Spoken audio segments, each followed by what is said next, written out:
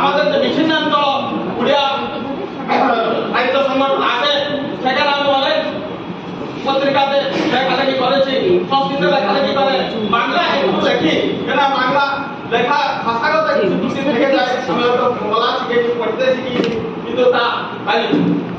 এবং আমার ইচ্ছা ছিল আপনাদের সংগ্রহালয় বা গ্রন্থাগারে যাওয়ার। সম্পূর্ণকে বললাম যে আমি আজকে আগে দেখা হবে না, সবাই তো সেখানে আসবে, আপনি আজকে আসলে ভুল ভাবনা অন্য দিনে একটু আসুন, আমার ইচ্ছা আছে। এবং ভুল আমাদের আমরা তার তথ্য তালাশ করে বা সমীক্ষায় পুনরায় সেটা দেখে সংশোধনের কাজ শুরু করব। দেখা যাক আপনাদের মতো বিদ্যা পাঠক, গুণী পাঠক আমাদের কিভাবে সাহায্য করে। আশা করি আপনারা বইটিকে পুঙ্খানুপুঙ্খভাবে পড়ার পর বইয়ের উৎকর্ষ আমাদের কাছে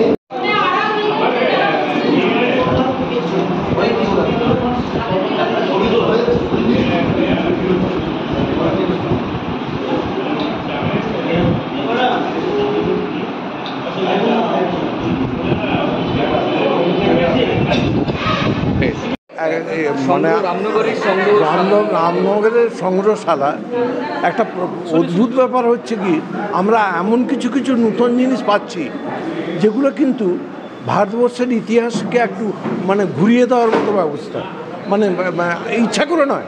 আমরা যে প্রথম বস্তু পাচ্ছি তার থেকে আমরা কিন্তু নিজেরাই চিন্তিত যে আমরা বোধহয় কি গেটওয়ে অফ ইন্ডিয়াতে বাস করছিলাম, যে কথাটা আমাদের বলছিলাম গেটওয়ে অফ ইন্ডিয়া।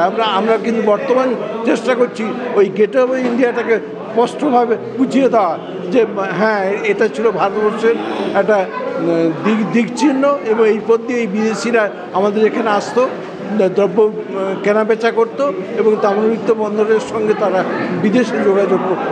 এইটারই চিহ্নস্বরূপ রজনীকান্ত জ্ঞান মন্দির প্রতিষ্ঠিত হয়েছে এবং সেইভাবে বেড়ে উঠছে। এই বলছি আর